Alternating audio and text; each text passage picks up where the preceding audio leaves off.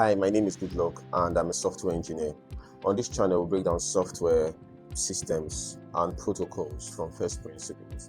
So you don't just copy code, you understand what happens behind the scenes. That is something that resonates with you. Please take a second to like and subscribe, as that will help suggest these videos to other engineers like you looking for depth over surface knowledge. Let's start with a question. What is blockchain and what problem does Bitcoin solve? So at a very high level, the blockchain is a decentralized, distributed, and immutable digital ledger that records transactions across a network of computers.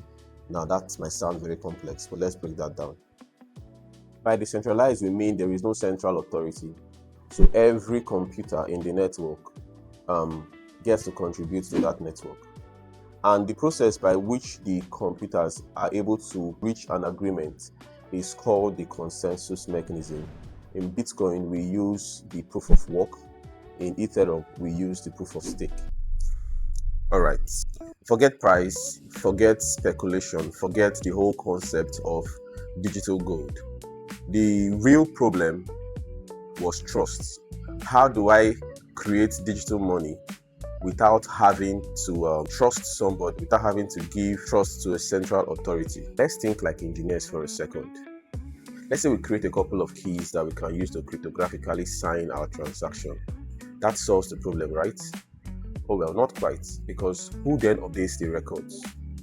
Okay, let's try to make the ledger, the transactions, public and online. Oh, that's even more problem because it creates chaos.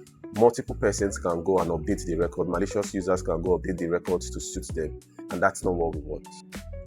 So you see, every naive solution that we can come up with leads back to the same problem: central authority, which is not what we want while working with the blockchain. As part of our definition for the blockchain, we said that the blockchain is a distributed system. So what then is a distributed system? A distributed system is a system design principle that assumes multiple computers or nodes coming together to act like one computer, to function like one computer. So what are the implications of this as regards the blockchain? Stay with me. You know, one of the biggest problems or challenges of a distributed system is getting all the nodes to agree on a version of truth.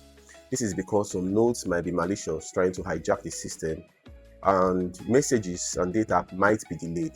This is what we call the consensus problem. So Bitcoin combines multiple ideas into one system.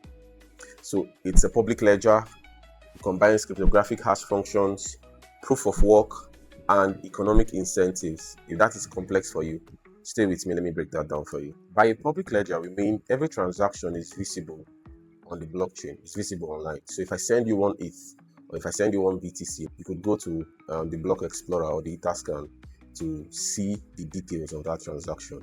It's a public ledger. It's available for anyone to see online.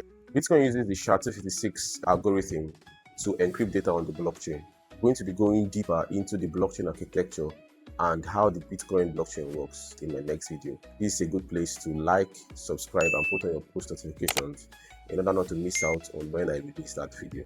Remember when we said that one of the biggest challenges of a distributed system is getting all the nodes to agree on a common version of truth?